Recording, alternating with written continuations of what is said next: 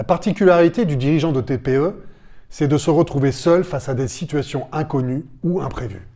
Seul, par manque de compétences dans un domaine précis, seul, physiquement seul, il est impossible de s'appuyer sur un collaborateur, seul parce qu'isolé, au sein d'une petite structure parmi des millions d'autres, et face à des géants privés ou publics.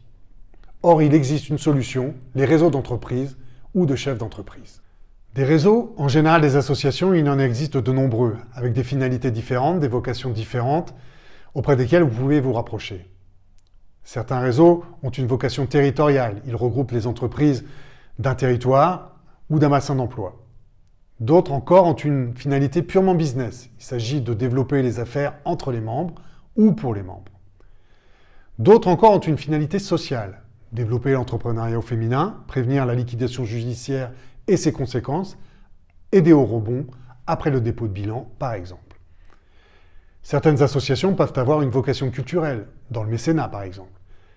Enfin, certains réseaux sont des syndicats, organisations chargées de défendre les intérêts d'une catégorie professionnelle, d'une corporation, d'une branche professionnelle. On pourrait considérer que les pépinières d'entreprise, les hôtels d'entreprise, les espaces de coworking sont des sortes de réseaux qui permettent de croiser des collègues dans les couloirs autour de la machine à café. Car l'intérêt majeur des réseaux d'entreprise, c'est de rompre l'isolement des dirigeants d'entreprise, a fortiori des TPE. Le fait de partager au sein d'un réseau des intérêts ou des problématiques communs, de vivre les mêmes difficultés, permet sinon de les résoudre, de trouver les ressources pour y faire face. Échanger avec ses collègues de ces problèmes de normes, de management, de compta, de trésorerie, de relations difficiles avec l'administration peut s'avérer bénéfique, voire salutaire pour le dirigeant, son entreprise et ses salariés. L'échange de bonnes pratiques, d'informations fiables et utiles, la recommandation de business ou de contrat se pratique couramment dans les réseaux d'entreprise.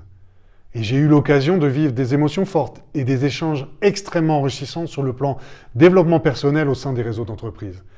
J'ai pu également développer et faire vivre mon entreprise grâce au réseau. Une seule règle commune à tous ces réseaux, il faut donner pour recevoir, s'impliquer pour être vu et recommandé. Donc n'attendez plus, choisissez votre réseau d'entreprise, celui qui vous correspond le mieux à titre personnel, à vos aspirations, à vos ambitions. Mais ne restez pas seul. La vie de dirigeant de TPE est trop courte pour ne pas la vivre avec ses consoeurs et confrères.